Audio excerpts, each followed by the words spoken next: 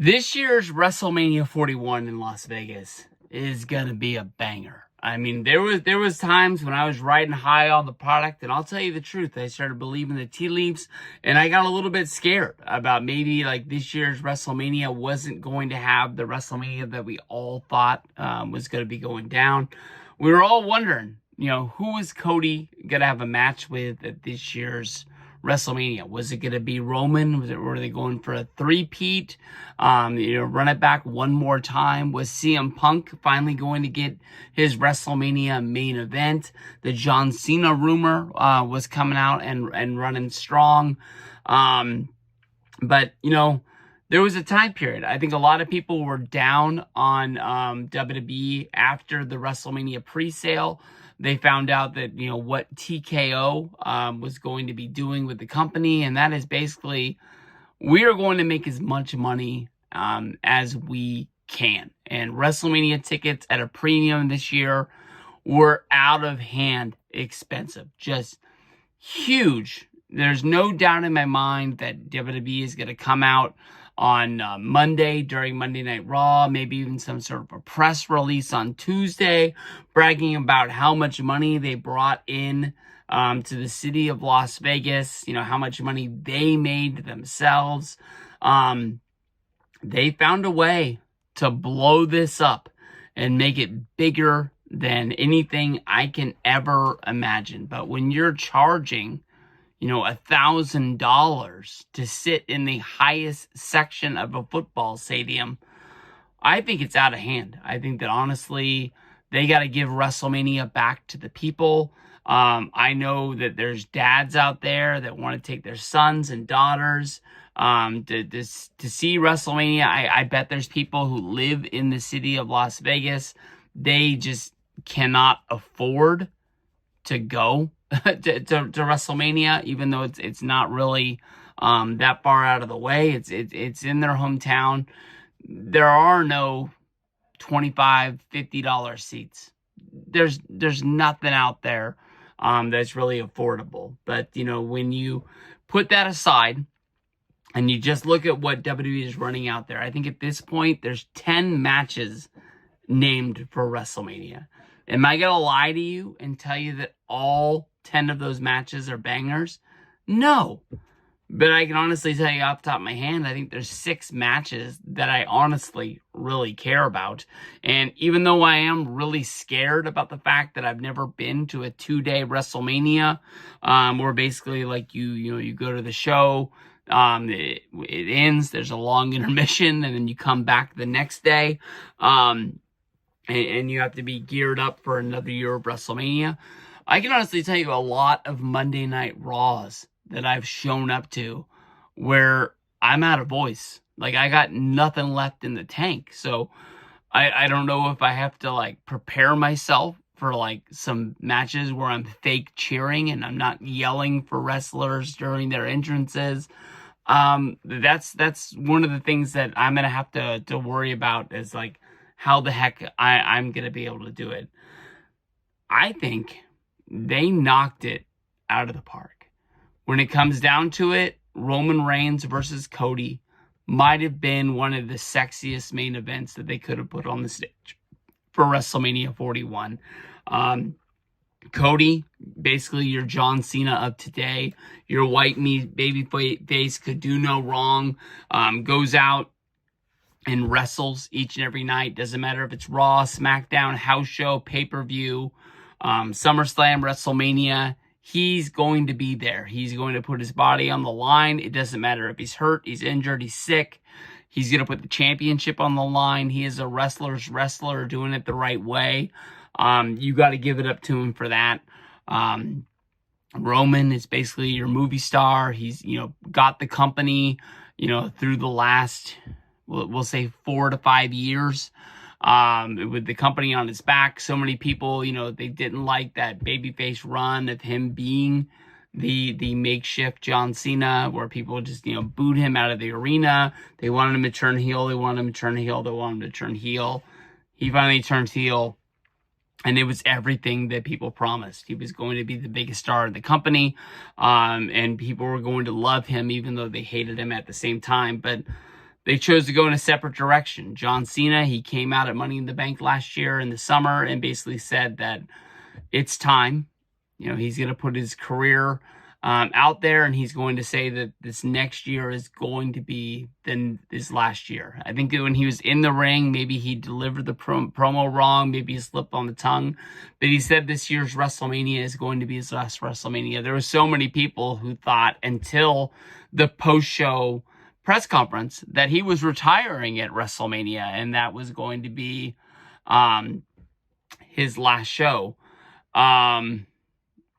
It just is what it is. But for Cena to be in the main event, wrestling against Cody, that is it. That is all I need. I almost didn't even really need the heel turn.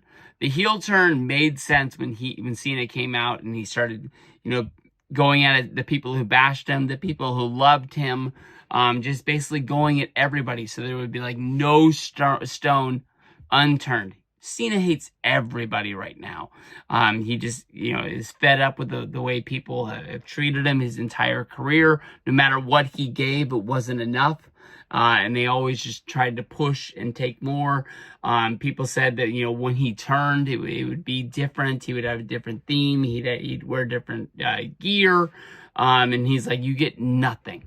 But you think about that match, Jey Uso, to me, I think is one of the most over guys in the company. They lost me for a minute, God honest truth, but they were able to pull it back and get the title reigns, back onto to where the match made sense. He looked Gunther in the face and said that he was scared of him, but he ain't scared no more. Like, bring it. And you could see, like, Gunther's face change, that he's like, he doesn't have the advantage over Jey. I think that's why he started the 10 weeks of hate. And he was just choking him out, just trying to be the bigger, better bully. And Jey Uso needs to show up to WrestleMania and just not be like like the Logan Paul with one lucky punch whole deal. He needs to draw back and he needs to punch the bully in the face and knock that bull out. When you look at, Reigns, Punk, and Rollins, I'm not the biggest fan of three-ways. It seems like three-ways happen each and every year at WrestleMania. I think that, this way to put their three biggest stars in there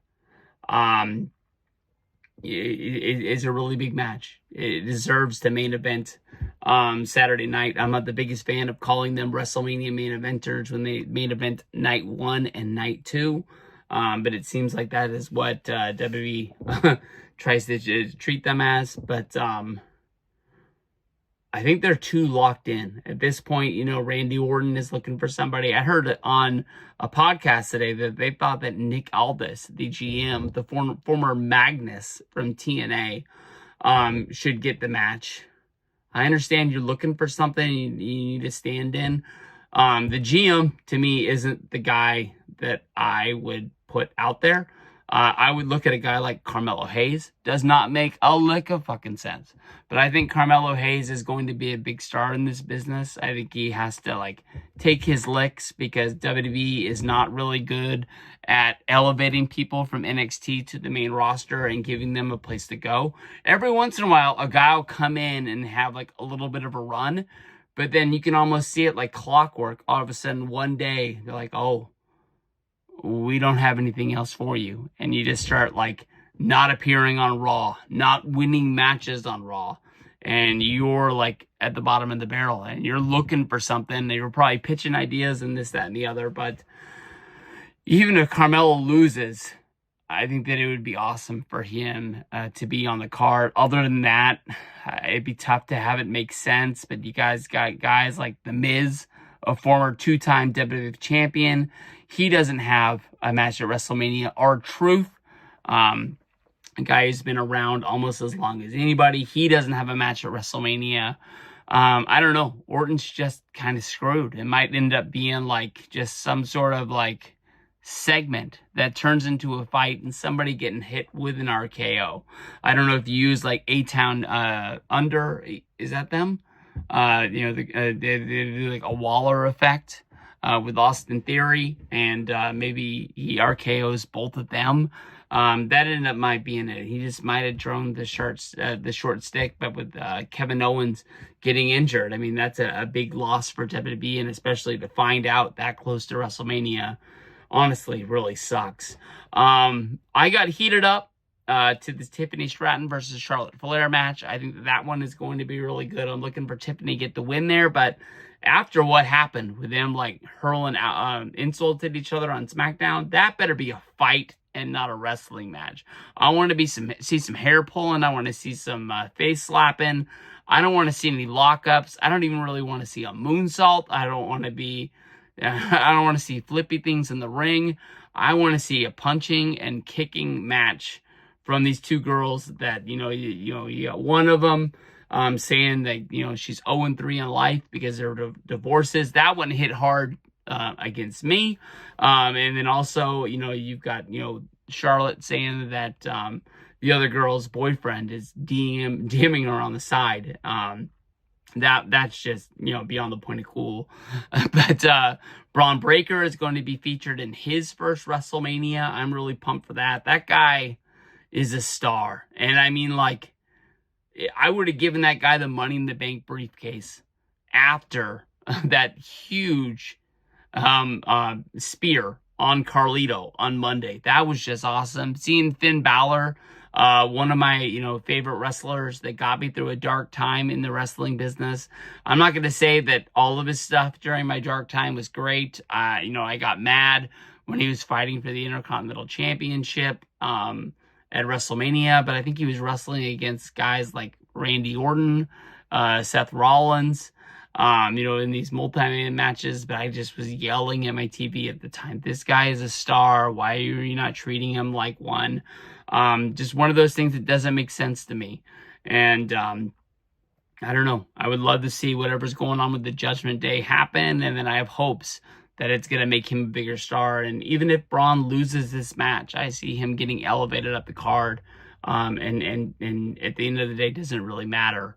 But being featured on your first WrestleMania, that's freaking huge. In my mind, you've got a women's tag team match that's going to be named. I think that we're going to have the New Day versus the War Raiders named. So we're going to have matches that, I'm not saying like the match is going to come up and it's just going to be like, I'm going to the bathroom or I'm going to the soda, get a soda.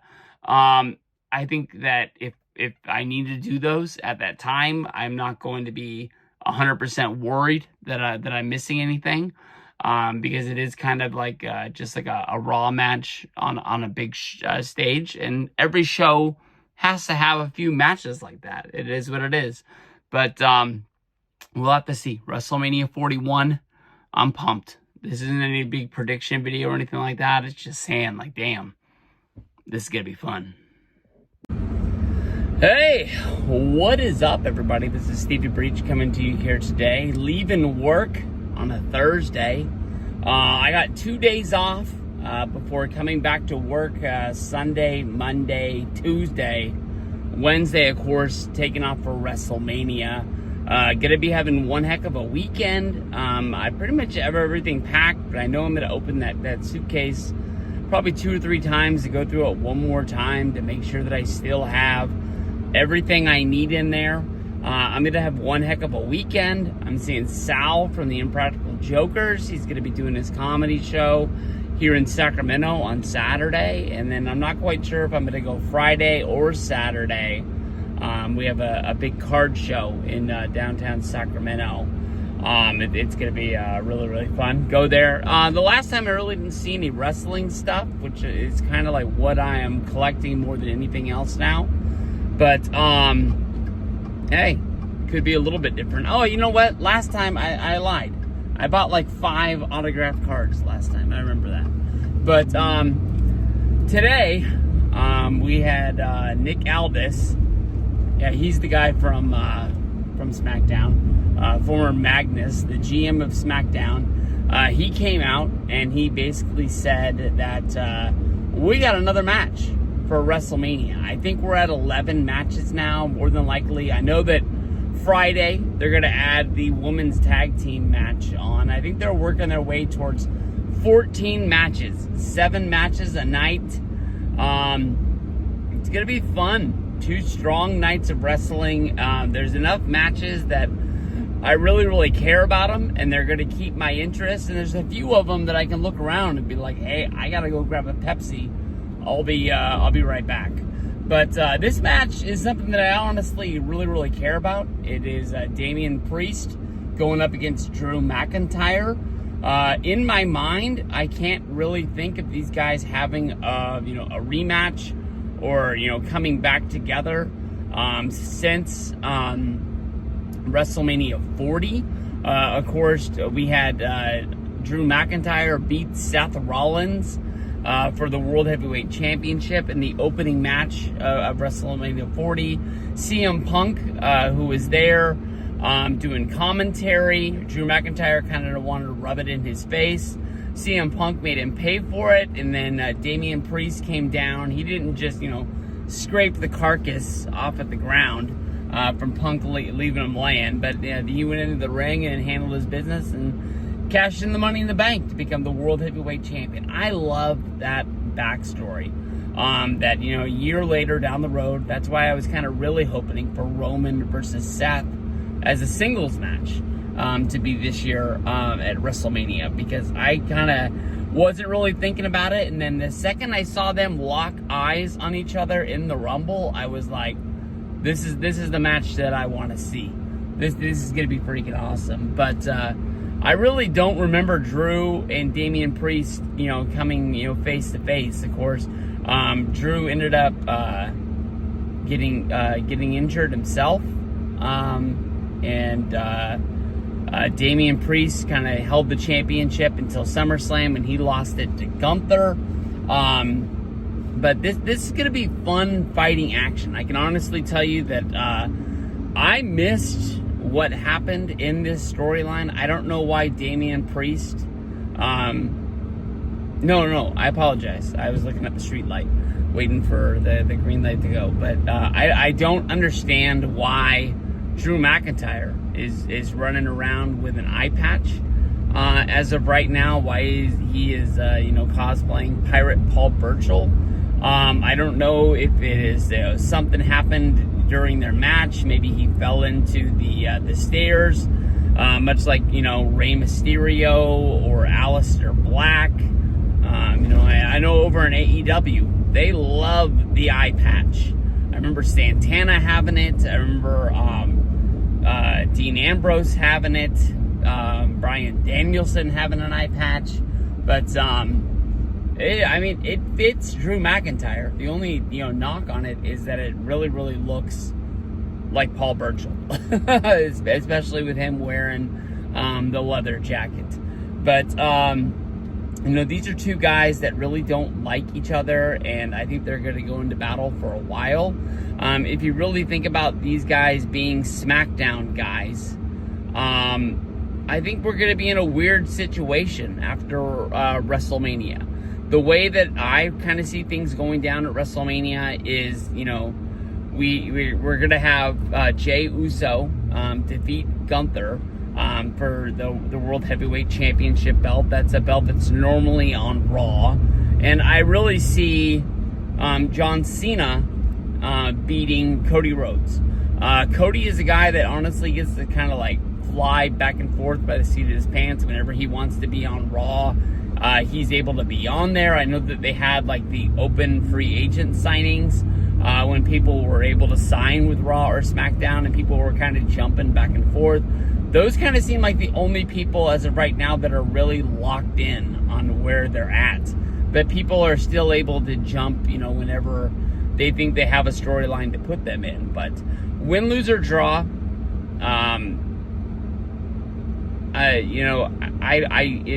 if Cody wins, I guess he can come back to SmackDown, where he's there a lot and be involved with the feud with one of these guys. But if John Cena wins the title, I don't really see him coming to SmackDown. So SmackDown is kind of be, a place without a world champion for a bit. So I think if they find a way to prolong this feud to go, for 3 months, April, May, June, maybe then by like SummerSlam time, one of these guys would be able to come out on top and be in the world title picture. For that reason, I really think that McIntyre would be my pick to win this match. Damian Priest, one hell of a star. I'll tell you the truth, when he first kind of was getting pushed on the main roster, especially when he became like the dominant force in the Judgment Day and he was establishing himself as the leader, I didn't really get it. But almost not now, like the more I see him, I think the more comfortable he's getting in the ring, how much I enjoy his matches, and I think this is going to be this is a fun, good match to add. I know that I kind of talked about almost every match there is at WrestleMania, and when I was doing those, I didn't really think about this, but I think these are two guys that we linked together as being WrestleMania opponents, a while ago. If you go back, of course, it was Damian Priest that eliminated Drew McIntyre from the Royal Rumble. It was Damian Priest who eliminated Drew McIntyre from the Elimination Chamber. So they've been building on this. They've been working. They've been in the lab. They've been cooking. Let's see what they can deliver at WrestleMania. I think this is going to be a really, really good match. It doesn't really matter where it is on the card. I understand that there is no future implications on something like right away, but I think this could build towards who the next competitor for a world championship could be. Hey, what is up, everybody? This is Stevie Breach coming to you here today, driving home. We got another match added to WrestleMania 41 in Las Vegas. This one right here is one that, even though it just got named, we've known for quite a few weeks, pretty much since Elimination Chamber, that this match is coming. Basically we've seen Jade kind of stalking her prey, going after Naomi ever since, Jade came back at the Elimination Chamber and whooped Naomi up right before the match started. Taking her out of the match. Since then, she's sort of been like going after her. I don't know. In my mind, I still think Bianca is dirty in this. And I think that no matter what the outcome of this match at WrestleMania, I still think that this story is going to continue on. Jade, last year, she had the 6-woman match. It was her, Bianca, and Naomi all teaming together back when they had better days. Everybody thought that was like a big match, built around Jade as like the groundbreaking, like, oh, there she is, kind of moment. Now here she is having her first WrestleMania match. I think the buzz on Jade is still really big. But when WWE made a big deal that they signed her away from AEW, and then they basically put her on the shelf for so long, that's the point where I think she's sort of cooled off. I don't know if maybe you should have signed her, just kind of kept it quiet, using that time to send her down to the Performance Center, work out with Shawn Michaels and, get it up to pace. If you're not going to put her on NXT, she doesn't really have any kind of any way to get her stuff out there and for people to catch a hold to. And I think that, she just sort of got lost in the shuffle. She got so much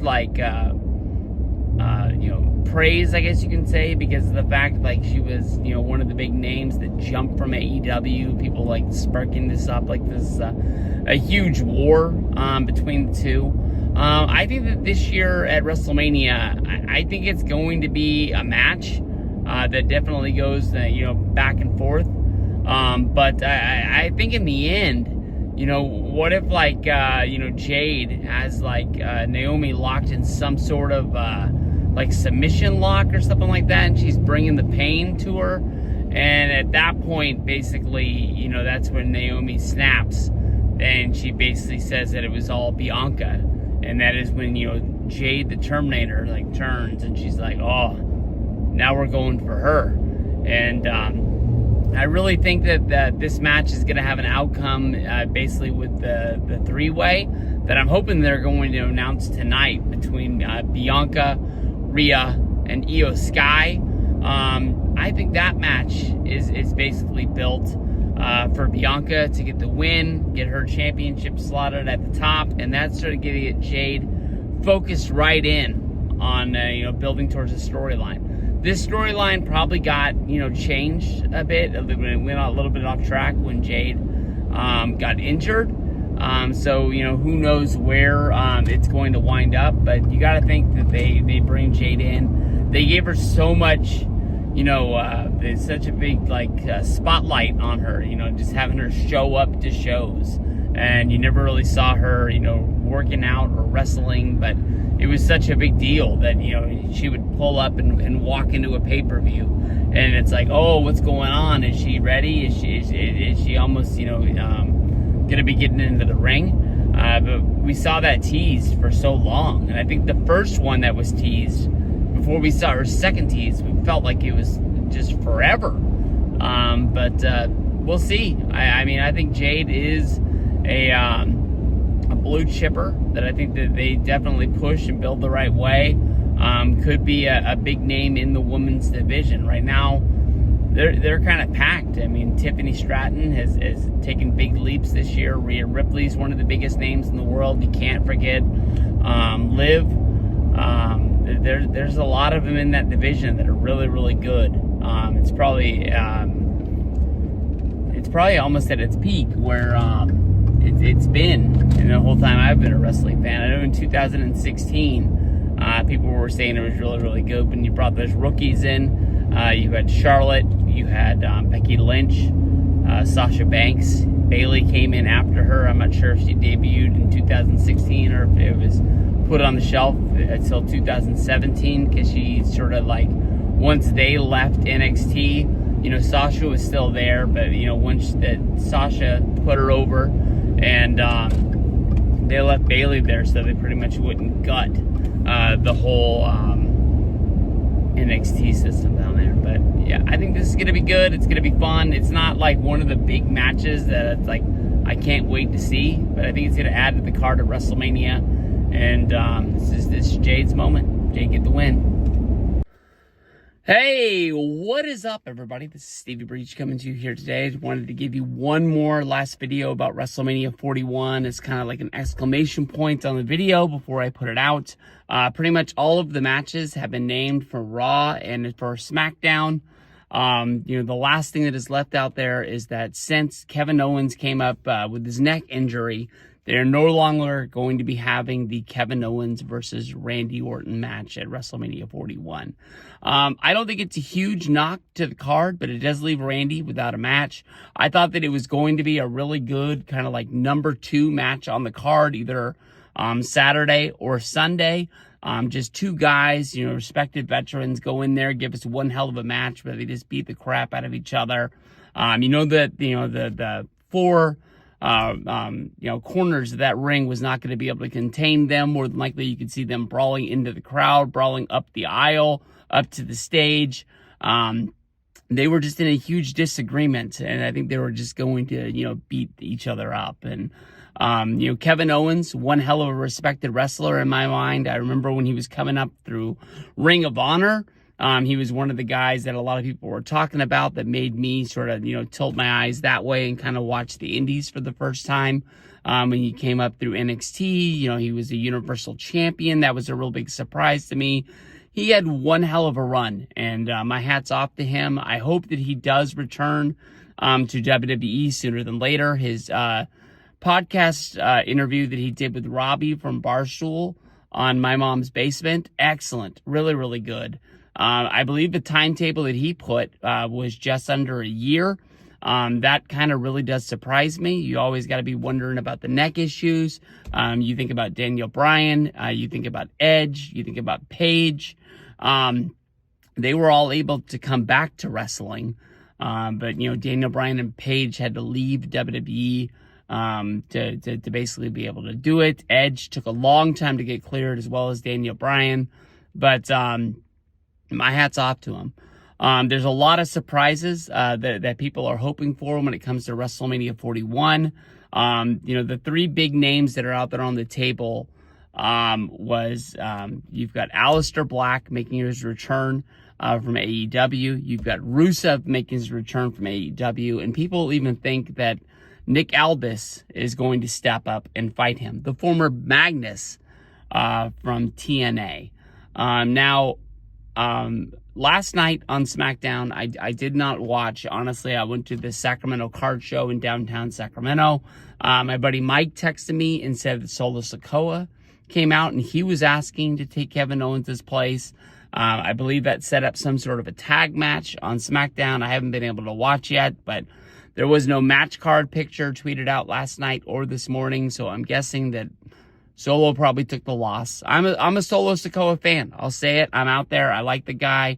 I don't think that they would have him out there helping the bloodline, learning from Roman Reigns for well over a year, and then really not do anything with him. You know, it was only just a month or two ago that he attacked Cody Rhodes on SmackDown, and nothing came of it. Nothing. So I'm not saying, you know, they need to put a belt on him anytime soon, but him being on the WrestleMania card would have been pretty damn cool for me. I at least I would have thought. Nick Aldis, the former Magnus, I don't know why I have to come out and clarify who he is, but the guy never had a match in WWE. It's been a while since he wrestled for NWA. I'm not saying that he couldn't do it. I think that a vast majority of the people sitting at home, I understand that there are a lot of hardcore fans that go to WrestleMania that, you know, watch, you know, TNA, NWA, you know, GCW, AEW, you know, they watch all the W's out there. I think that they're going to know, but I think if he comes out there, a good number of people are not going to know if his wrestling past. I think it would be one hell of a thing for, you know, his family, Mickey James, and his I can't remember if it's a son or a daughter, but, you know, to see their dad wrestle on the big stage, to work so long to get there, and even though it took an injury to get there, it would be cool. I just think there will be a lot of people lost. Like, what the hell is this? And if he gets any offense in, if he doesn't just walk in and take an RKO, I mean, does that mean people are going to start to respect him more on the show? Does it mean that he's going to start wrestling on a normal occurrence? I don't know. I think it'll be one of those things that, you know, when you look back at WrestleMania cards down the road, people would point at it and be like, when was Nick Aldis in WWE? Why did he have a surprise match? I'm not 100% sure, but the kind of like vignettes that have been rolling out on SmackDown with the smoke, that makes me think that Aleister Black is in the plans to come back.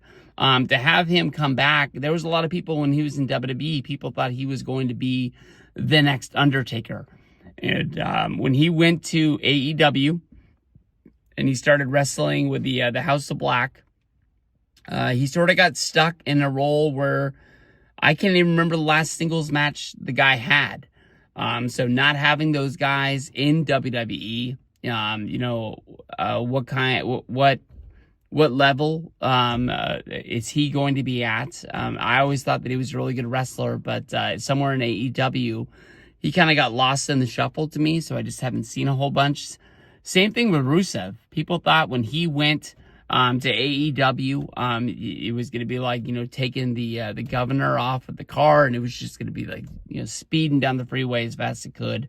I remember him coming in being like one of the guys in a wedding, and then I don't really remember anything. I know that he had the TNT title for a cup of coffee during his run there, but when I think of Rusev, I just think of him coming out in that tank at WrestleMania 31 and just being like, how did they screw this guy up? WrestleMania 32, he wrestled in a 6-man tag as a part of a group of guys that nobody really cared about. They got the win only so they could bring the legends out and beat them up.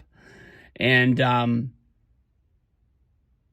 I don't know anything he did after that point almost till today. I liked the stick that they were doing. If they'd be able to like rewind the clock and have him be the Russian Nightmare.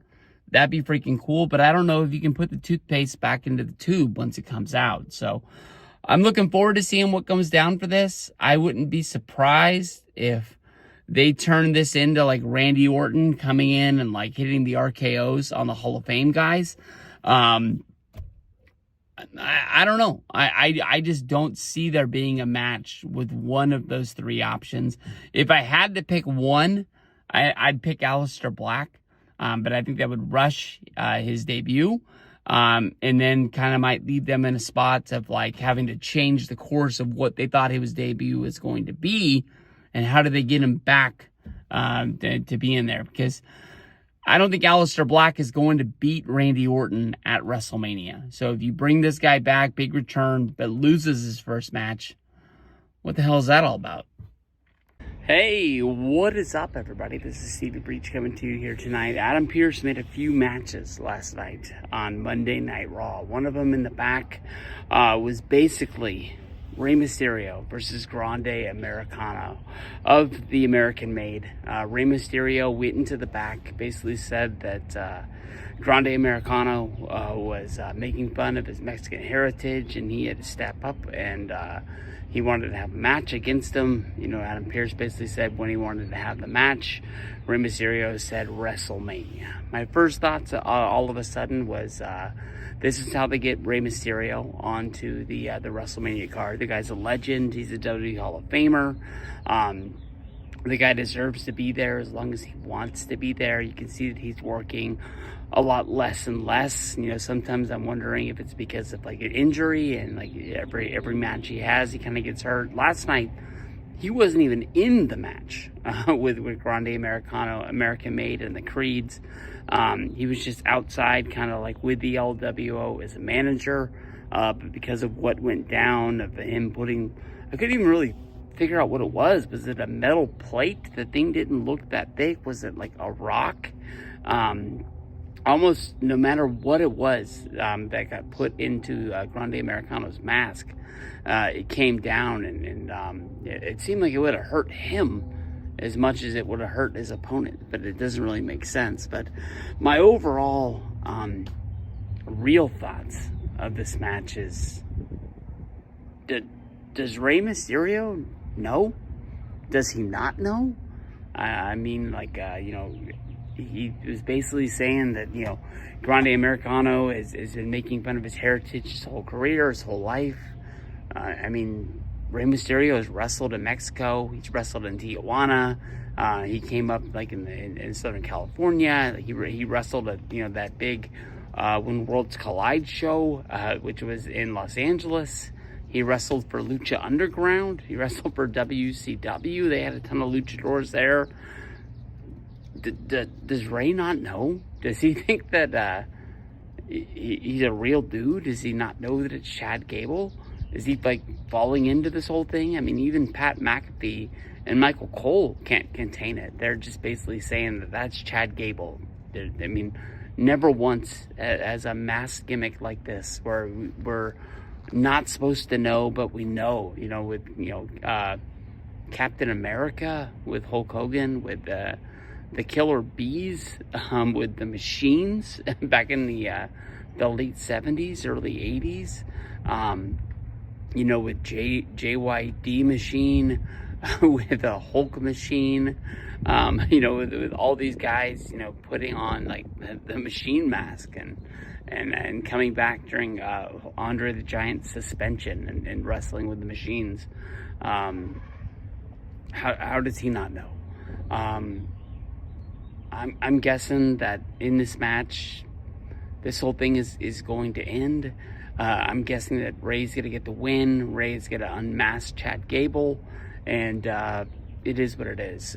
When it was, first led on Monday Night Raw that, Chad Gable was going to, learn the dark arts of lucha because he was having a lucha problem. He kept on getting beat by guys with masks, and he had to find a way to overcome it. The people immediately were reporting that he was going to AAA. He was going to, be like, wrestle somewhere else for a little while and then come back, kind of like helping out the company.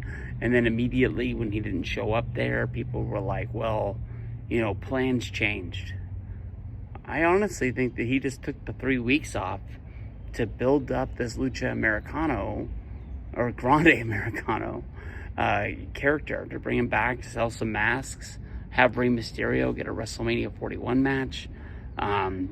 It's just one of those things you gotta, you know, wait for them to roll the story out, not try to make up your own story or jump on it saying that something's not working or something like that. This is gonna be fun. It's gonna be a good match. It is what it is. You know, you can't read everything you believe on the internet. Just let them play out their story every once in a while. Don't jump all over it. Now, the next time I do it, jump all over me when I'm saying this is stupid. I did it with AEW the other night with the end of Dynasty, but this is one of those times you realize don't always believe what you read. Hey, what is up, everybody? This is Stevie Breach coming to you here today. I'm sitting in my truck because it's kind of early in the morning. I still got a lot to do before I actually start my day. But I didn't have a chance last night to make a video after SmackDown. SmackDown last night, that was good stuff. Normally, as you get kind of closer to WrestleMania, it's either a mixture of nothing really going on, or it's just you're just padding stuff on to like make the card for Mania bigger. But last night in the open, very, very good. You know, Kevin Owens coming out saying that he needed to go get neck surgery. He didn't know when he would get back.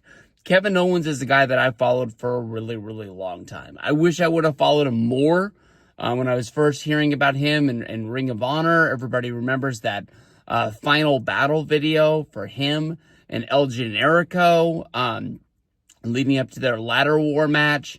You know, when he came to WWE, you know, I didn't really know if it was going to fit. Him becoming an NXT champion, as well as somebody who came right in and defeated John Cena, then became the Universal Champion. The guy has had an awesome run in WWE. It's honestly kind of surprisingly how long he's been around. So I wish him the best. It sucks. I just made a video about the match about him and Orton yesterday. But what leads for Orton, I'm not 100% quite sure.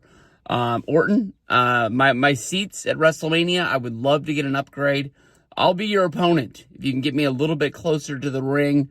And hell, my WrestleMania 32 access, the company never got me the picture. They lost it. I don't even know if they pressed the button. If you can give me another meet and greet picture, I'll even put you over at Mania. We added the Jade versus Naomi match. Honestly, I think that's going to be fun. We all knew that that's the direction that they were going. Not a ton to go on there. More than likely it's going to be another Jade Fest, so we'll see what's going on there. And then the match that I'm really, really hyped for, we got LA Knight putting the United States Championship on the line against Jacob Fatu of the Bloodline. I really was thinking this was going to be some sort of like a multi-man match just to get a few more people on the card.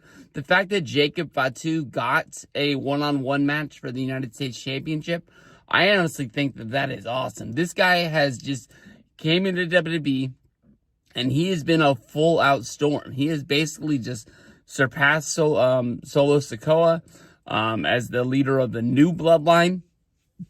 I want to know, why did Solo Sikoa come out, let's just say a month ago, and lay out Cody Rhodes on SmackDown? We never got an answer. We never got a match. Was that to hype up, like, I don't know. Are they even doing house shows yet?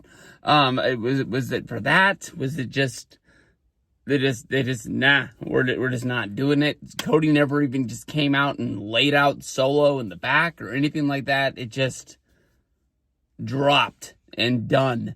You know, Solo was coming out basically saying that he would be like, you know who deserves a shot at the United States Championship? And he'd go, Jacob Fatu. And so you were kind of leading that it was going to be, is it going to be him? Is it going to be him? But maybe they're doing the same storyline with Raw, with the Judgment Day, with Dom, as well as Finn Balor for who's going to get the Intercontinental title shot. We'll find out on Monday. More than likely, it's going to be a multi-man match over there. It'd be like a 4-way with Penta, as well as Braun Breaker. But I'm really, really looking forward to this. I hope that Solo Sikoa doesn't screw this up, and Jacob Fatu really does become the new leader of that Bloodline group. If he gets his hands on the United States Championship, that dude is going to be unstoppable. We've seen him go into war with Braun Strowman as of late, and it looks like he's going to come out on top of that war. But hell, Mania is going to be here. We're honestly at the point now where it's going to be sooner than later. Let's just do it. I wish my flight was tomorrow. I'm really, really pumped to go out there and get some WrestleMania footage, live in the magic for a little bit. It's been a long, long time. So I'm going to get in there, get scrubbed up, start my day. We'll see what the day brings. Peace out. Hey, what is up, everybody? This is Stevie Breach coming to you here today, counting down the last half hour until Monday Night Raw comes on Netflix. Make sure you jump into the waiting room before Netflix goes live with Raw. The beats that they be smacking, I love those beats, man. That gets me pumped up more than when Nickelback was singing the theme back in the day. But as I'm sort of flipping through Twitter, seeing what I missed throughout the day, to get caught up on it, Adam Pearce comes out on Twitter announcing a WrestleMania championship match. We have our Intercontinental Champion, Braun Breaker, going up against Penta, and then 2 members of the Judgment Day. We've got Dirty Dom Mysterio, as well as Finn Balor. Last week, the Judgment Day, they were able to get a win in an Intercontinental Champion. It was a tag match featuring the Intercontinental Champion. I don't know really where I was going there. It's the first win that the Judgment Day has had, honestly, in a long while. If you're not counting Liv in the tag team division, it has not been going well for the Judgment Day. And Finn Balor was going crazy. Everything was coming up thin. They were back on pace. You could see Dom as well as Finn, coming back together after the win. But immediately, Liv Morgan has to be the one with a knife in the back, trying to cut up the Judgment Day. Honestly, I don't even know if she's really into Dom. I think she's kind of getting off on being the knife that's going to break up this group. And I think at the end, she's just going to wipe her hands clean and walk away. It is kind of crazy what is going on there. Braun Breaker, a great Intercontinental Champion. I thought, honestly, when they did I think it was the Saturday night's main event match with Sheamus, I was okay with the fact that I thought Sheamus was going to beat him. And at least that was going to set up some sort of a rematch where Braun Breaker would be in the title hunt. I really think that WWE has major plans for Braun Breaker. There was that time period when he got brought up from NXT. He was, in the Royal Rumble, and then he didn't make a lot of appearances during the last days of the USA Network. And then there was so much really going on when Netflix first debuted Raw that he wasn't on every episode. And that's why I didn't pick him in that match. It was just maybe he's just not a mainstream guy that they want to be pushing. But as of right now, I think he's the man. And I've liked him for a long time since I first saw him in NXT. He did get a big babyface champion push that kind of rubbed me the wrong way a little bit. But once he finally lost the championship and he still was in NXT doing the Baron Corbin stuff, I think that's when he really developed his character of not having to be the smiley, happy face, John Cena-like character. He got to just kind of be gritty. You didn't know, is he a good guy? Is he a bad guy? Is he just, a little bit, these little strides, a share of gray going on there? At the end of the day, I think this match is about the Judgment Day, honestly, more than anything. I love Finn Balor. I've been a fan of his for a long time. I feel like I tell the same story each and every time I talk about him in a video. He is like the one guy that I thought was going to save wrestling around 2016. And when I was really going through a hard time in my life, through like 2016 to 17, Finn Balor was kind of the guy that I kept on pointing at. It was like, this is why I watch wrestling, is because I want to see what he's going to do. There is a lot of stuff that I kind of groan about, but, when Finn starts getting going, I really believe in it. And, he sort of got stuck in this place where he was fighting for, the United States Championships, Intercontinental Championships. He never really, was what I thought he was. But when they did that anniversary show in New York, and they had the Balor Club, and they had DX, face off in the ring. Scott Hall was there as well. I was like, they are going to push this guy to the effing moon. It is just a waiting time period for when Triple H takes over. It felt like he was like the main guy doing that. It kind of seemed like Finn was the guy waiting in the weeds for, Mr. McMahon to disappear. I don't think it's too late for it, man. I really, really don't. But Dom is a guy that honestly, I don't know, man. He seems like he's really cooled off. He doesn't get like the boos the second he touches the microphone anymore. It seems like, he just kind of isn't the same character that he was. I think that Dom is going to win this match. And I think that's going to be the kind of the thing that pushes him ahead. The Judgment Day has always been a group that doesn't have any leaders. Everyone is equals. But the second Dom gets that championship, something they've been hunting for a while, he's going to be a little bit ahead in the pecking order over Finn Balor. And I can sort of see, Liv, doing her little mariachi thing, sort of pulling the strings a little bit. I think I said mariachi, but I think those things are called marionettes. The little puppet strings, I guess you can say. But I think when she does that, I think that's where basically Dom is going to bring in a new member. I really don't know if it's going to be another veteran, kind of like Carlito, or if they have somebody that is kind of young on the roster. They bring in, maybe they get like, somebody out of the LWO that's really not doing anything or something like that gives them a little bit more mainstream exposure. I'm not really quite sure, but they've been like hinting at a new member for a long time. And I think that's basically going to be when Finn Balor gets his exit. And then I hope, he can squish the Judgment Day, move on, maybe get in that Intercontinental title hunt, if not even, that world title picture that I've been hoping for a long, long time. I didn't really talk about him that much. This is Penta's first WrestleMania. A guy that, just came into the company, I believe, I can't remember if it was January or February.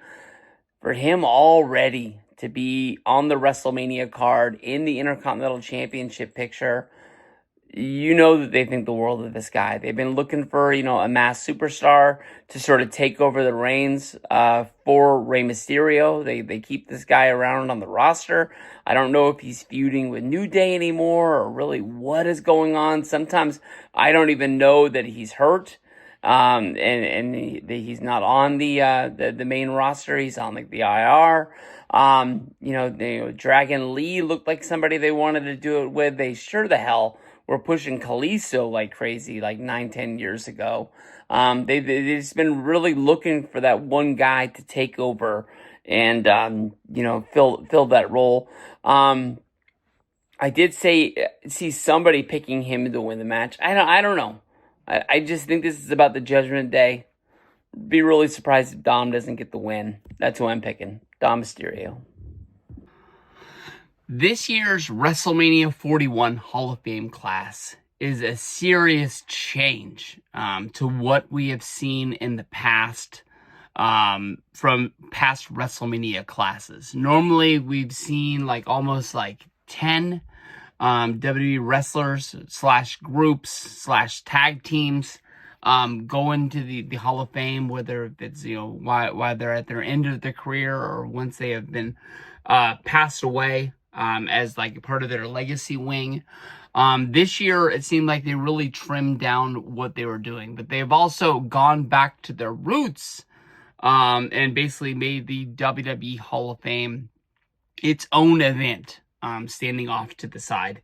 If you remember back to the start of the King of the Ring pay-per-view, the King of the Ring pay-per-view was actually the birthplace of the Hall of Fame class. The first ever Hall of Fame was just Andre the Giant. That was it.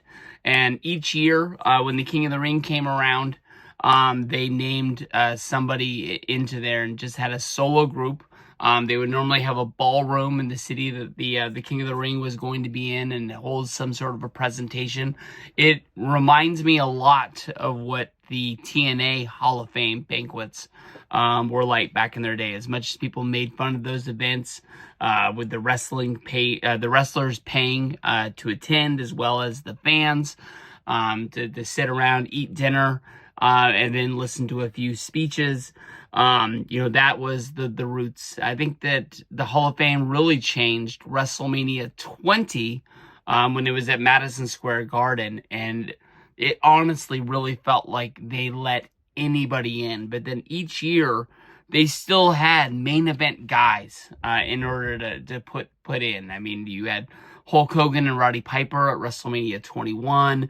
I can remember Ric Flair going in at WrestleMania 24. I believe Dusty Rhodes, as well as Stone Cold Steve Austin at WrestleMania 25. And their way really worked. This year, with them going back to not doing the Hall of Fame after SmackDown, they have their own official hotel for Las Vegas. It's funny that they didn't announce this is the official hotel when the original tickets for WrestleMania were going on, thinking of like, hey, I'll stay at the official hotel when I go to WrestleMania. I think this, they rented out a place to have the Hall of Fame. They have these like dance clubs, WrestleMania After Dark. They have a comedy show, the WrestleMania Roast, that popped up. I think they had an opportunity. They felt like they hadn't made enough money. Now they wanted more. I stopped going to the WWE Hall of Fame the year of WrestleMania 31 in Santa Clara. Honestly, it was just kind of like, I'll say this. It was like, it felt like it was a real honor to be in the arena when guys like Shawn Michaels, Edge, Scott Hall, Jake the Snake Roberts, got put in to the Hall of Fame. There was some real big moments in there. The way that I got chills during the Scott Hall speech, especially when it ended. And he says, like, bad guys do. And you're like, oh. And then he had the click moment of all the guys coming out there and sharing the stage with them one more time. But there was also a lot of down moments. Like, I wasn't there, but like Hillbilly Jim had like the longest speech of all time. Mr. T going on and on and on. I'll give it to you like this. You're going and going and going, doing, access, going from here to there, doing a lot of events, WrestleMania weekend, and then you go to an arena and you sit there and you listen to wrestlers give speeches. I went to college for 2 days. Honestly, I signed up, and then I went back the next day and I signed out. So I don't really know what it's like going to a college classroom and hearing your teacher lecture on a topic for 2 hours, and you're supposed to listen and write notes and I guess get ready for a test or something like that. But that's the closest thing that I could feel. But at the same time, the lights are dimmed. It's dark.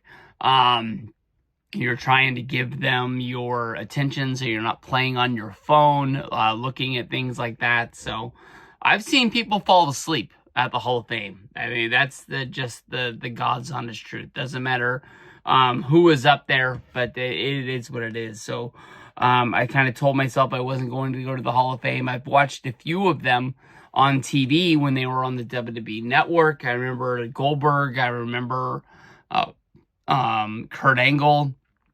The Goldberg one sticks out in my mind because that was the one you really saw people leave.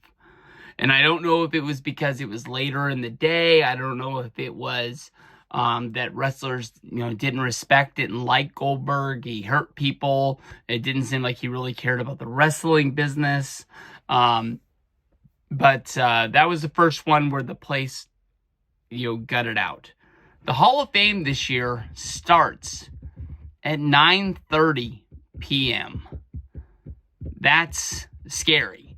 Normally on the Wrestlemania schedule, pretty much the only thing that starts on time is Wrestlemania and Monday Night Raw. Almost anything else, they push back the start time a little bit because they're waiting for people to get from one thing to another. Maybe because of the fact that they're going to be showing this on Peacock / Netflix / the WWE Network in places of the world that still has the WWE Network. I wish we were one. That maybe they're going to have to start at a certain time because that's what time the show starts. I don't know if they're going to do like the wrestling roll call where all of the wrestlers come in and they try to do a pre-show and then interviewed by Marissa Menendez or the girl from, I don't even remember what show she was on. Is she on Extra? One of those. But, she would do them a lot. And then have like Kelly out there talking to the people. But this year's class is a special class to me because Triple H is being inducted. It was not enough for me to buy a ticket. I looked at the tickets and they were freaking expensive. That's the God's honest truth. And honestly, once I found out what the time was, I was really scared about being up really late. And then having to go to WrestleMania, not only the next day, but the day after that. And I didn't want to set a precedence where I'm not getting a lot of sleep and I'm going to be, borderline falling asleep during WrestleMania. WrestleMania is a really special time, but there's only so much time in a day. And even though I love Triple H, I couldn't press the button to buy that ticket. Plus, I still don't understand, like, they have the T-Mobile Arena, which is on the south end of the strip, have SmackDown. Triple H is in charge of creative. I have no doubt that he's going to run the show. Is he going to leave somebody else in charge to basically leave and get ready? I know that him and Lex Luger are doing like a meet and greet before the Hall of Fame for special people that paid, for the special VIP tickets. I don't know how many people there are. If there's 100, 200, if there's 10, if there's 15, and it's not going to take that much time, but he's probably going to have to change and get into like a tux or something like that. So I'm just wondering how he's going to get from the south end of the strip to the north end of the strip at the busiest time of night, and be able to be there and be ready. No doubt in my mind, he's going to be the Hall of Famer. You've got Michelle McCool, not the top woman to go into the Hall of Fame. I don't really think that, somebody pulled favors there and, is doing a lot of things for WWE and said that you have to induct my wife. But I do have question marks every year that a woman's name gets named and it's not Mickie James. I don't really understand, especially with Mickie James doing things for the company right now, but she's gonna get the call. It just honestly hasn't happened yet. Lex Luger, a really big name, not a definite Hall of Famer, a guy that did his time in the NWA, was a big name in WCW, was a main eventer for WWF. He had his run from the late 80s all the way until, the day that WCW closed. He started working independents. I believe he had a stroke in like 2002. And that's when his wrestling career ended. As well as being there for the Hall of Fame, he's going to be doing WrestleCon. So that is pretty cool to be able to meet a Hall of Famer that week. But, for the last 2 years, I've been really thinking, why was Lex Luger not in the Hall of Fame? Was it because of that WWE Confidential show that they did that was really negative on him, and they felt like they really had to stand their morals, where they basically were pointing the figure like, you're the reason why Miss Elizabeth died, that they weren't putting him in there. But I'm ecstatic that he's going in there. I mean, you think about, during the WCW Monday Night War days, he was the guy who defeated Hollywood Hogan. He was like the first guy to beat the NWO, even though he lost. He won it on a Monday, lost it on a Saturday. He was the first guy to take the championship away from the NWO. He had his run with the Wolfpack where I really felt like he took like a back seat. He like moved down the card, that he was never really able to get back up. He was a main event guy, but he wasn't high on the main event list. I can't even really think of him having any main event matches after his run in the Wolfpack. But, you think about him and Brett, WrestleMania 10, there was only one spot for one champion, one top guy. And it looked like Lex was going to do it. He came out and did like the Superstars taping with the WWF Championship, something that they were taping for after WrestleMania. Made a lot of people think that he was going to win it. But he got his run in the business, and that's good. I feel really bad about the natural disasters. I don't know if it was a fake post that like a bad internet wrestling fan made, but the rumor ran rampant that the natural disasters were going to be named to the WWE Hall of Fame. To this date, they still really don't have a graphic card with them on it. I don't think that it was supposed to be them that got in. I'm stuck on that. I want Demolition to be in the Hall of Fame. They finally got a Legends deal. I thought that they were going to go in this year. I don't want to come out like sour grapes. The natural disasters don't deserve to be, put in there. But I don't know. It just it doesn't make a lot of sense for them to go in. I think that they're big names. John Tenta was a Hall of Famer in my mind with his run, in 1990 against, Hulk Hogan when he made it at SummerSlam. Tugboat was right there in his corner. Them together, I think they won the WWF Championship once. I remember their match against the Legion of Doom.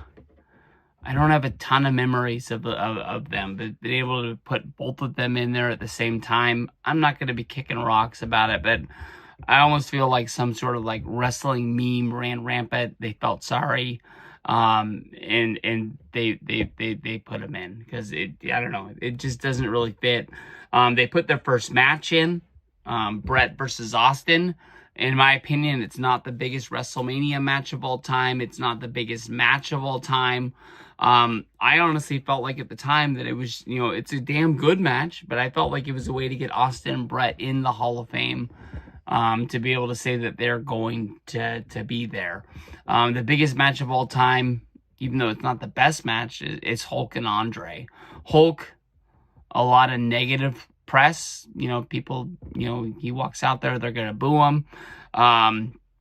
Everybody has their own reasons on why they think that's going to happen. I think that Hulk makes the most sense to induct the natural disasters. Hulk never had a match against them, but in storyline, the Hulk versus Earthquake match is huge. Tugboat was supposed to be his friend. People didn't say that Tugboat was supposed to stab Hogan in the back, and that was supposed to be the main event of WrestleMania 7. Before Sergeant Slaughter, came along. Who knows how that really would have turned out. But even today, they named 3 wrestlers for the Legacy Wing. None of these wrestlers are going to be able to be in attendance at WrestleMania this year. But Kamala, Dory Funk Sr., and Ivan Koloff. When it comes to Dory Funk Sr. and Ivan Koloff, I honestly don't really have anything to say about them. I know that there are names in the wrestling business. I never saw them wrestle. I honestly was thinking that Ivan Koloff was the guy from WCW, that had the matches with Flair and Dusty, and I was like, oh, that's not him. My bad. Kamala, say what you want to. The guy has 2 of the most prized wrestling figures in most wrestling people's collections. He's got an LJN. He's got one of the most rarest Hasbros. I can remember my memories of Kamala matches is him versus The Undertaker. I remember him in the Dungeon of Doom in the Hulkamania glory days of WCW when they were just bringing in Paspos to be there. I've read stories, I've heard interviews talking about that Kamala was one of the best opponents for Hulk Hogan on house shows. It was during a run when they could do nothing wrong and they could sell every ticket in every house, and people say that Kamala was one of the reasons why people were coming in to do it. I've heard a lot of interviews talking about how Kamala came up. He was a truck driver. And said he wanted to get into the wrestling business. They had this idea. They shot the vignettes in Jerry Lawler's backyard of his house and made it seem like they were they made it seem like they were in the forests of Africa. Those three guys going to the Hall of Fame, I think is going to be awesome. It'd be awesome for their families.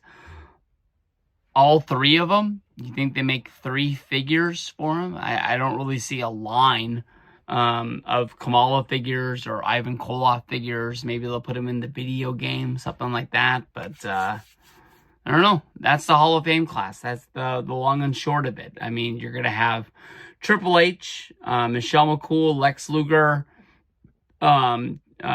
Tugboat / Typhoon, Austin, and Brett will come out on the stage at WrestleMania. So, I mean, at the end of the day, that's probably the reason why they're doing it. Hey, what is up, everybody? This is Stevie Breach coming to you here today. We have a confirmed match for WrestleMania 41 in Las Vegas. After Monday Night Raw tonight, Logan Paul going up against AJ Styles. This is a match right now I am excited for. Yeah, there is no clear-cut road to the Intercontinental Championship. There's no clear-cut, World Heavyweight Championship shot. These are just two guys that just want to have a fight. And I think they want to have a match, and they want to have their WrestleMania moment. AJ Styles has been in WrestleManias since WrestleMania 32 in Dallas. He's had matches against Chris Jericho. He's had matches against Shane McMahon. He had the Boneyard match with The Undertaker. He's been up and down all over the card. I don't think he's really had that solidified WrestleMania moment yet. I think he's had a lot of matches that people thought were going to deliver and just didn't really, I don't know. I thought a lot of his matches have been really, really good. People thought that the match that he had against Chris Jericho wasn't a WWE style match. Whatever the hell that means. I mean, they went out there, they did what they did. I've always thought that the match was good. But Logan Paul, I don't think that they've ever had a guy in WWE continuously get the level of hate that he does. I really don't know a lot about the dude. I've kind of said that the HBO show, I wanted to build up a couple of episodes and then just kind of binge watch a few and then really find out who these guys are. I heard about them. I don't think I ever had the Vine app or watched Vines, which I think is where they came from. I don't follow them on YouTube or Twitter or anything like that. I really don't know what they do out of the limelight. I don't think I've ever seen his brother. No, I watched his brother box. He boxed against Tyson. So I was about to lie, and then I just figured out that I just got him mixed up with somebody else. But the one thing I know about Logan is that he came in, he did the WrestleMania match where he tagged with The Miz. Then he came back and, he had the match against The Miz.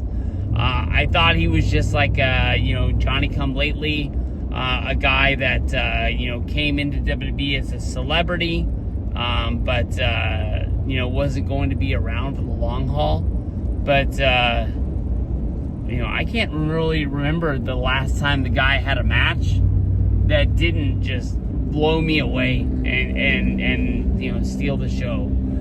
The match against Roman, I remember at a point during that match being like, they're really going to do it.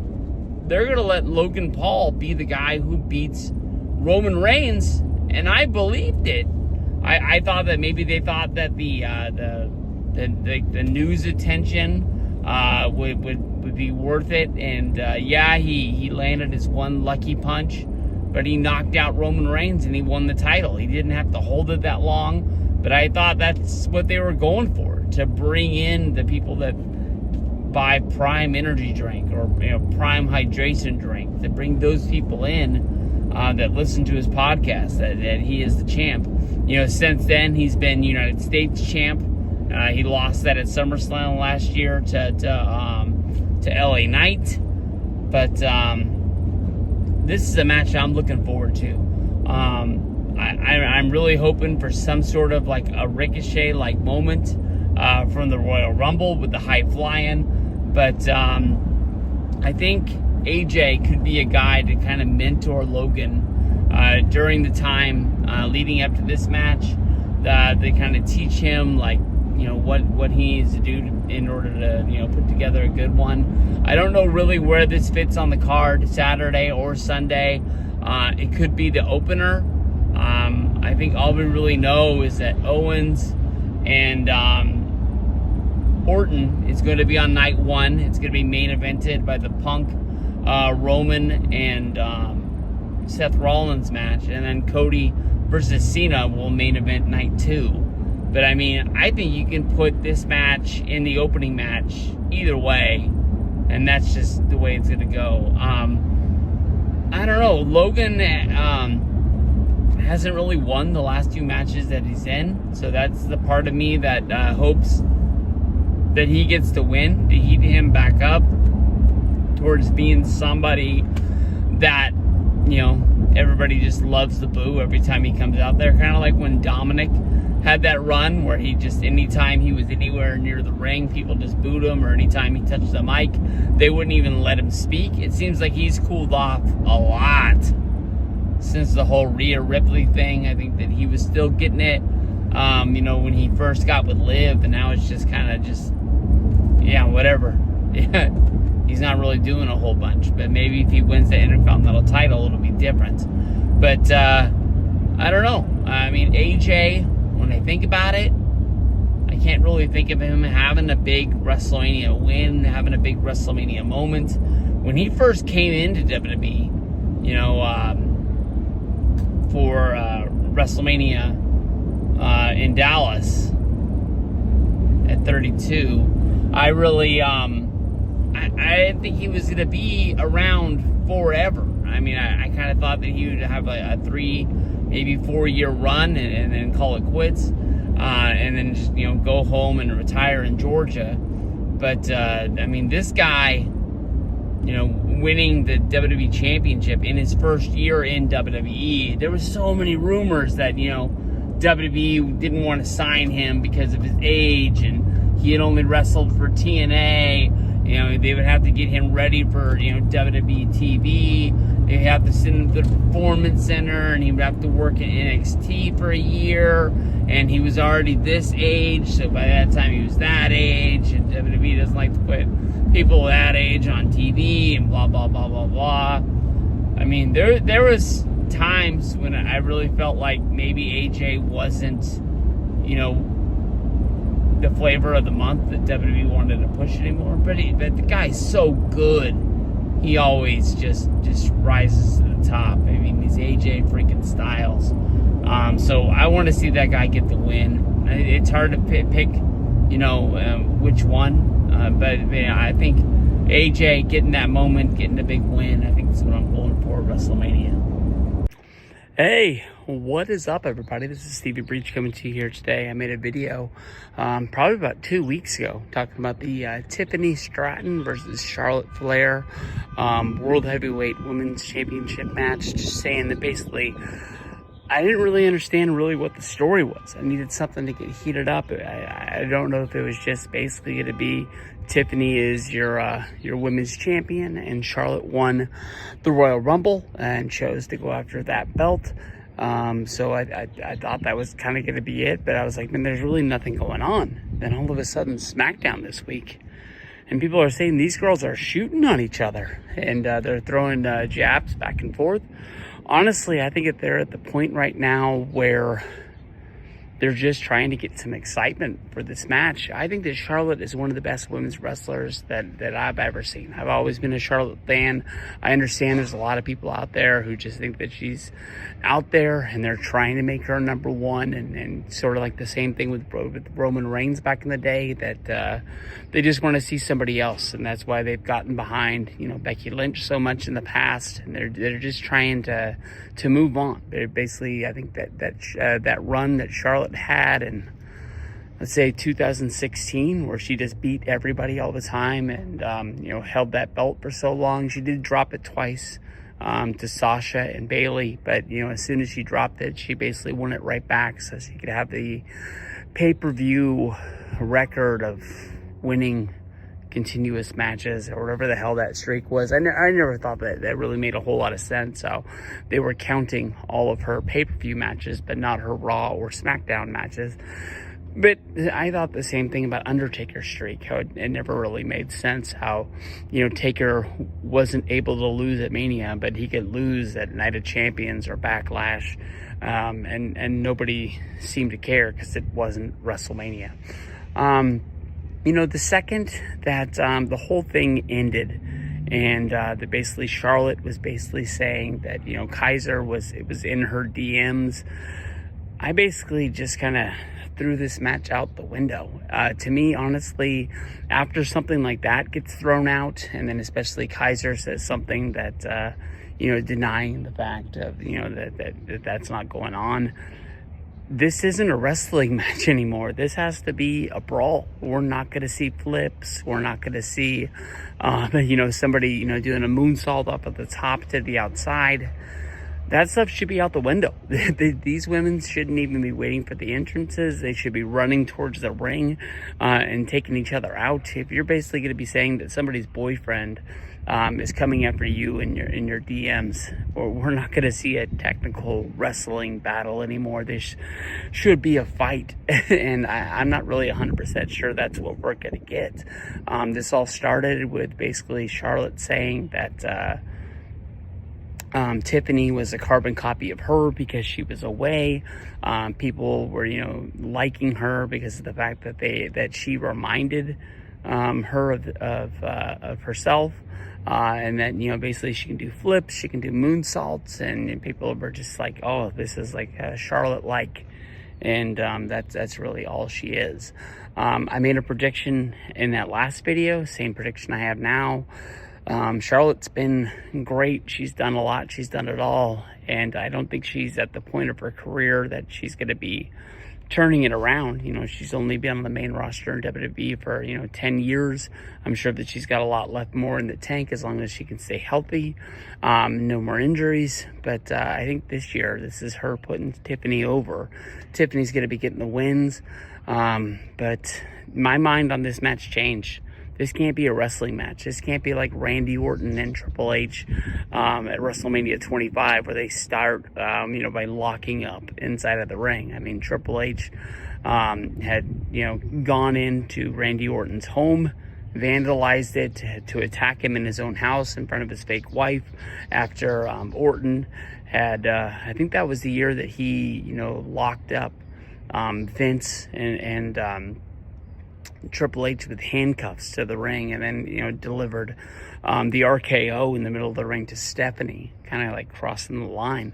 And that's why Triple H came back the next week and invaded his house. I don't know. I'm gonna have to see some fight here. I know that we've been seeing a little bit of color.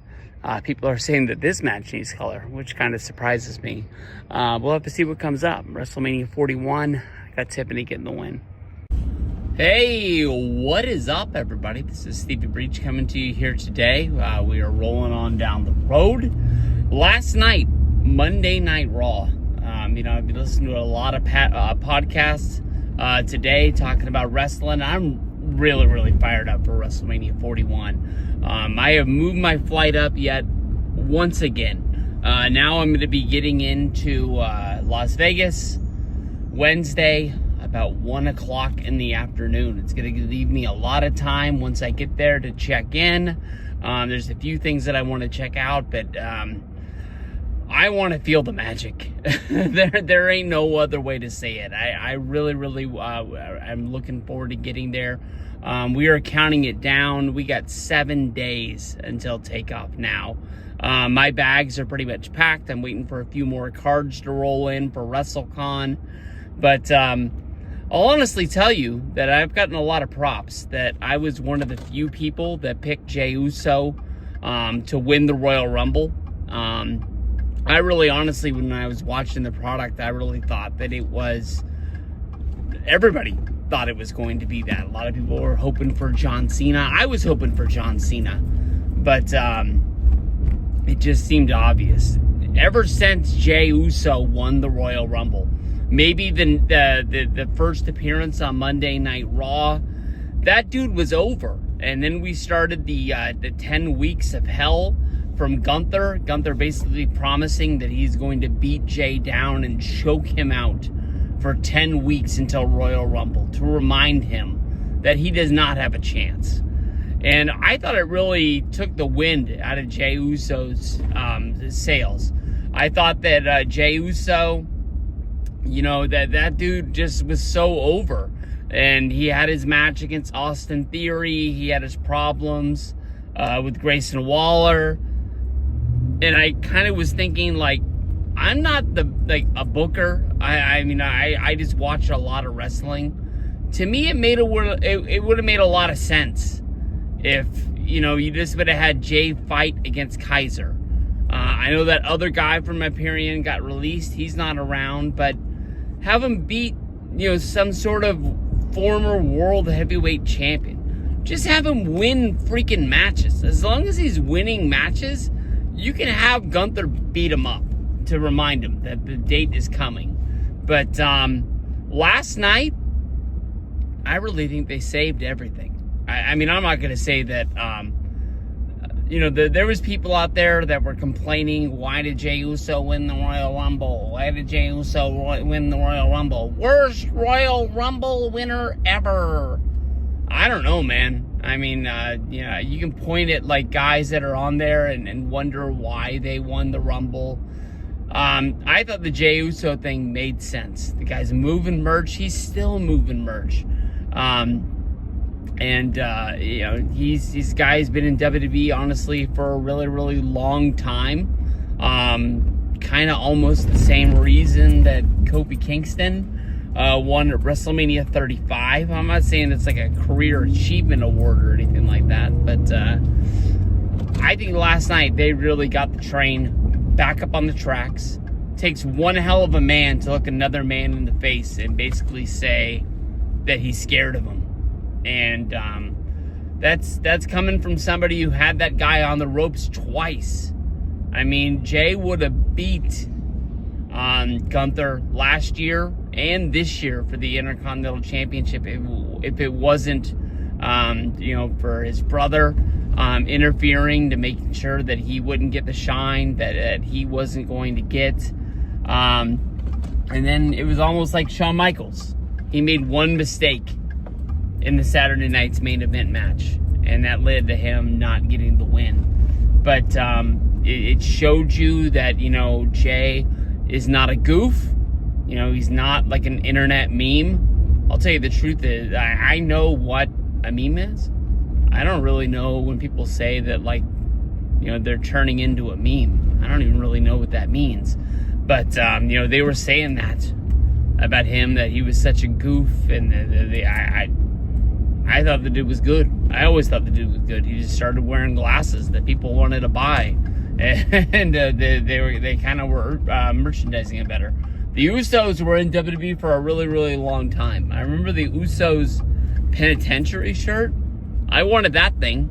I never was able to get one. And then I don't think I could pull off those ones that had kind of like the tattoo-like writing on there. That's why I never buy the Roman Reigns shirts. I don't know. It just never worked for me. I liked them, just never really did it. But I have no doubt in my mind. I thought that maybe they were getting cold feet, kind of like with Booker T and Triple H, WrestleMania 19 in Seattle. That one, I think, had some other issues involved. I don't think it was like WWE got scared, didn't want to put the title on Booker. But I thought maybe WWE would get scared and not put the title on Jey Uso at WrestleMania. But I have no doubt in my mind, Jey's winning this match. And once it's all said and done, I don't want Jimmy to be the reason why he wins the match. I don't want there to be outside interference. Although Kaiser doesn't have a match at WrestleMania as of right now, so I'm not quite sure if that's what they're waiting to use him for.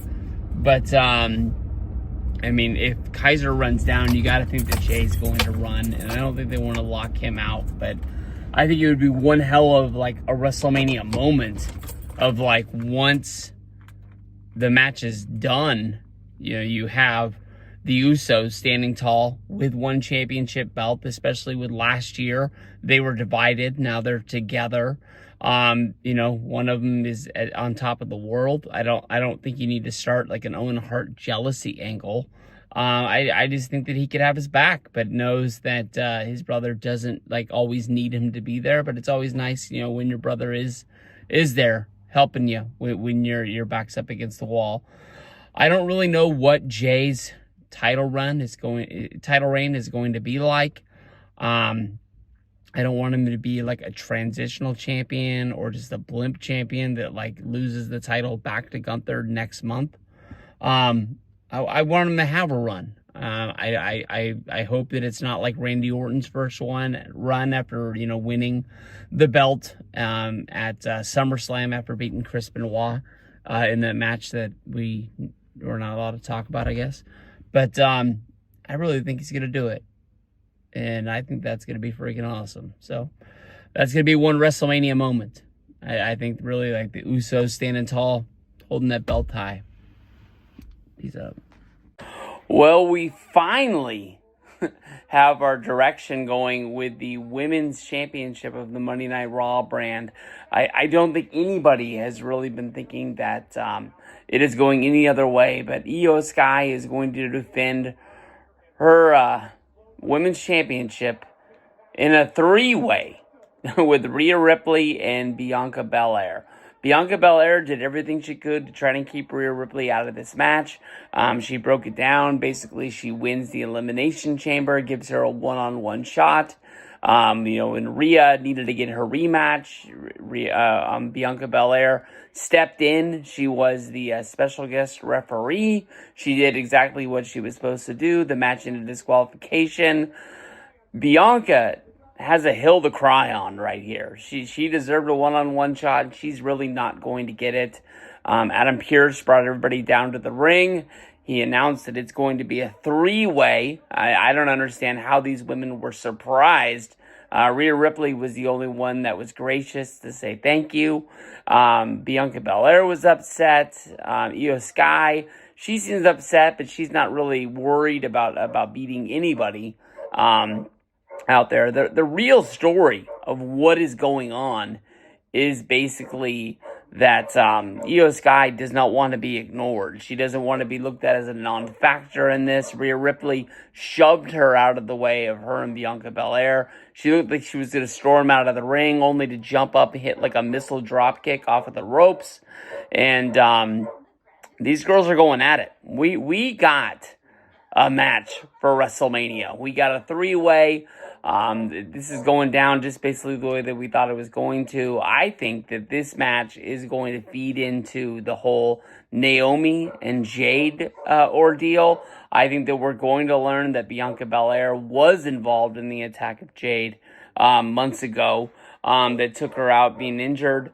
And I think Bianca has to have the limelight on her of being the champion before that is revealed. I talked about it in a video earlier today, saying that I thought maybe, Jade would beat Naomi so bad, holding her in some sort of submission lock that we would have to have, Naomi say, it wasn't me, it was Bianca's idea.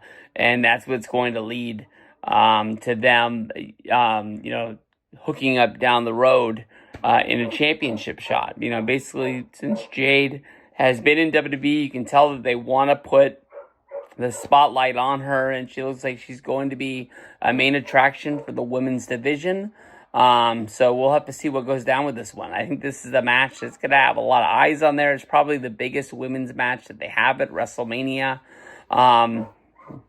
I sort of doubted Io Sky a few times this year in a couple different matches, and she came out on top.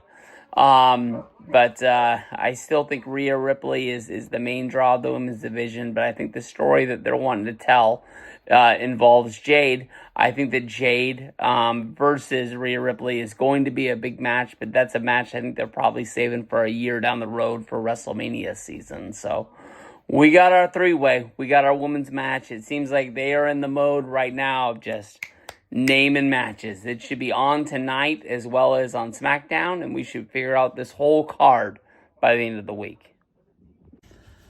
Hey, what is up, everybody? This is Stevie Breach coming to you here today. Pretty chill, relaxing day once we knocked out all of those early errands that we had to do. We hit Walmart, Target, we hit Costco. We went for an oil change. We went around the sun. Honestly, I can tell you at this point right now, I believe that we're a week and a half from the Wednesday that I leave to go to Vegas. Honestly, Wednesday, I'm going to go to work and leave from work to go to the airport. So pretty much Tuesday night is the last night I have to do anything to get ready. I think right now it is really setting in like, oh, shoot. We have to, really be ready for this. I opened up my suitcase. I threw my underwear in there. I threw my shorts in there. I kind of repacked everything a little bit in the bag. I think I'm pretty much close to 100% packed, ready to roll. I have everything all separated out and everything like that. I just have to charge some things that are going to go in my carry-on bag, and I think I'm good to go. But last night's SmackDown, we learned what the favor was. I honestly thought the favor was going to be stretched out until it was like a game day decision. Maybe the favor was something that we learned during the WrestleMania show. Maybe something that's like during the pre-show that's going on Peacock or something like that, where all of a sudden that kind of shifts what everybody thought was going down. But no, just pretty much casually, CM Punk threw it out there that his favor for wrestling during War Games with the Bloodline is that he wants Paul Heyman to walk him out and be in his corner during WrestleMania 41. Of course, that WrestleMania 41, CM Punk is wrestling a match against Roman Reigns and Seth Rollins. I think it's going to be kind of weird. Are they going to have Heyman come down to the ring, make one entrance? With CM Punk, turn around, go to the back, and then make another entrance with Roman Reigns? Or is Roman going to have to come out separate? Honestly, when I think about this, the one thing more than anything else I think of is that Roman Reigns, the kind of jealousy that fuels his character as a heel, always thinking that somebody's trying to sneak up on him, or always thinking that somebody's trying to stab him in the back. Mainly because I don't think Roman Reigns believes anybody can attack him from the front. I think everybody has to go from behind because of how great of a competitor he really is. But in my opinion, I think as of right now, I think that Paul is going to be in the corner of CM Punk. I believe he is only going to make one entrance and stay in his corner. I think it's going to be kind of weird if it's only a one-night deal that Heyman shout instructions for CM Punk to beat Roman Reigns, and then I was going to say, like, comes SmackDown, but Roman doesn't ever, like, appear on SmackDown or wrestle on SmackDown. But let's just say the next match that he does, if it's, like, you know, whatever the next pay-per-view is, and Roman wrestles there, you know, is he going to be just cheering for Roman, being the wise man in his corner, trying to put him on the right path? Honestly, in my opinion, of Paul Heyman, I think mostly he leads Roman behind the scenes. I don't think he really shouts instructions or gives, you know, his tips during the matches. I think he's just kind of there as a figurehead, just kind of looking out for his best interests in this whole deal. This match right here, really, I really wonder, you know, what this match is about. Is it just about the hatred of these three guys that don't get along that well? Is there something like that comes out of this? I was hoping for like some sort of a title shot. That's why on SmackDown, when they were all sitting down and they were going over the contract and Roman was saying it's all in there, don't worry.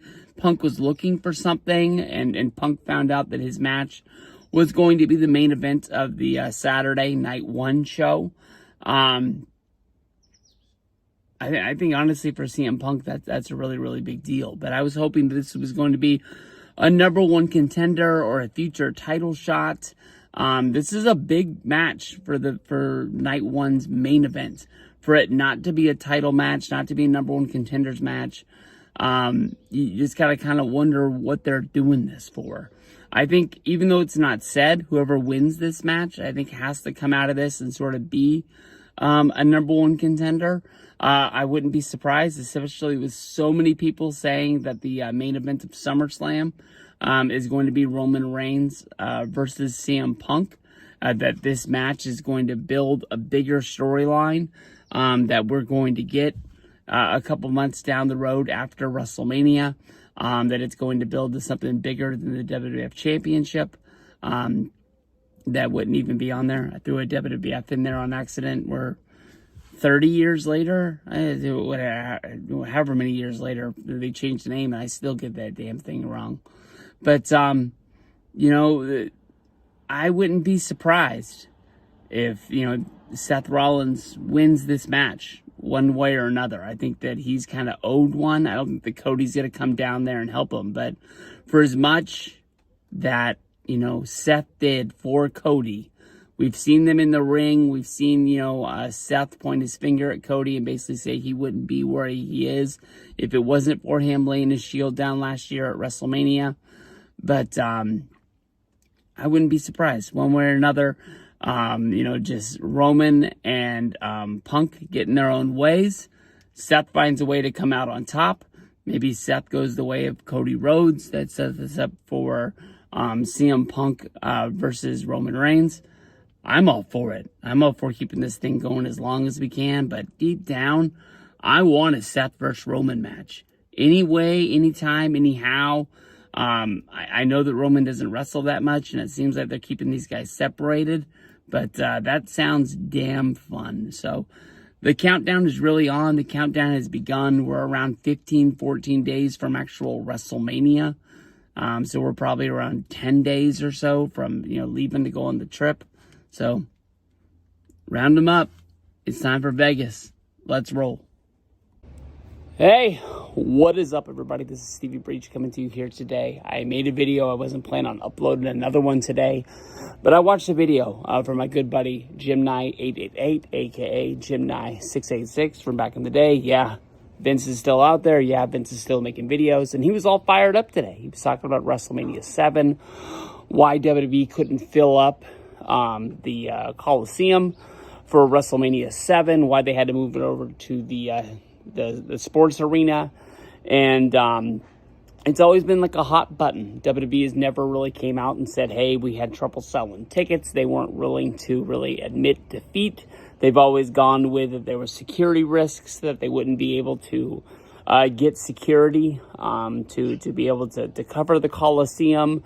They weren't able to make it a no-fly zone. They were scared there was going to be some sort of a bombing or something like that, so they moved it over.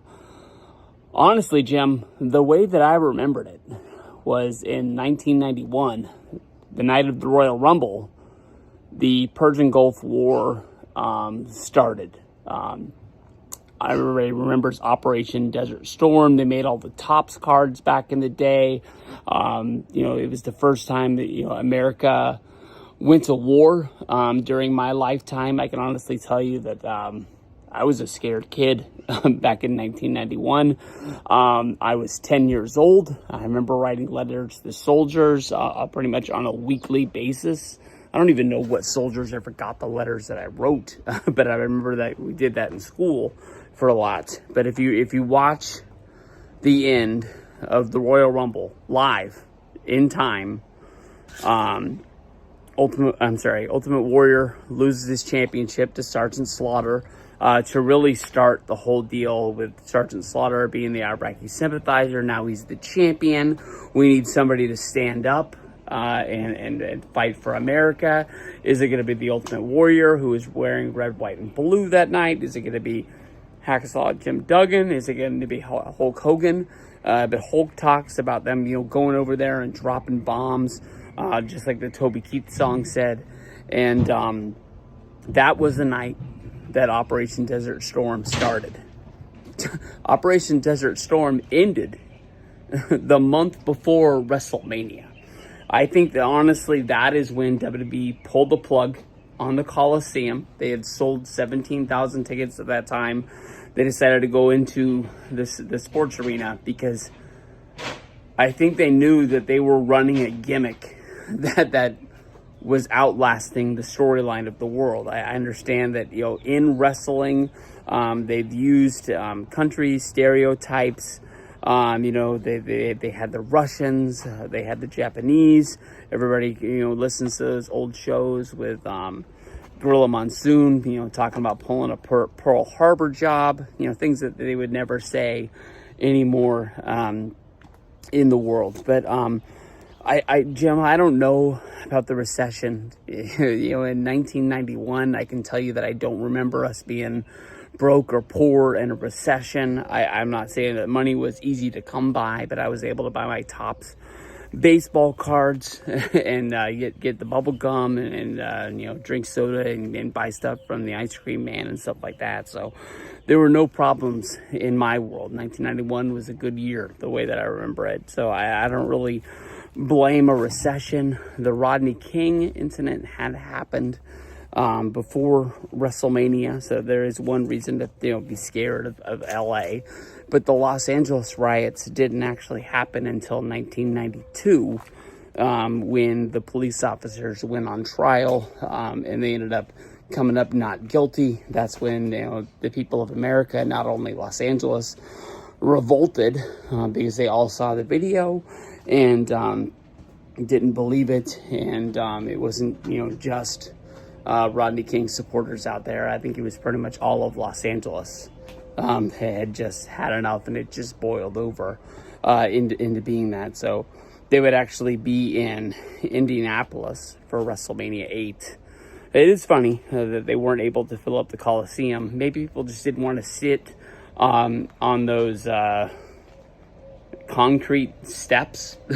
I guess you can say as seats. Maybe that's just one thing that people just didn't really want to. I know that they do have seats, but they do have a large amount of just almost like bleacher-like seating, but you're not even sitting on bleachers. You're just sitting on concrete back in 1991.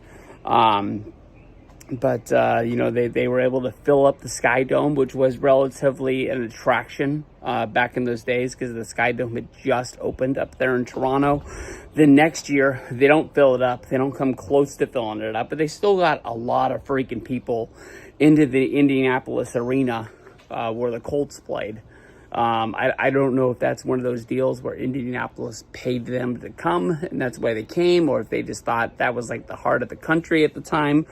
But then WrestleMania 9, they take the paycheck, they go to Vegas, and then WrestleMania 10, they're back in the Garden. You can really see them, scaling down. After that, WrestleMania 11, Anaheim Pond, WrestleMania 12. This is when I start getting messy. I already think I screwed up, but they're in Connecticut. in like Nowhereville. That's like the one WrestleMania you watch and you're like, is this even WrestleMania? When they got Diesel wrestling up against Shawn Michaels.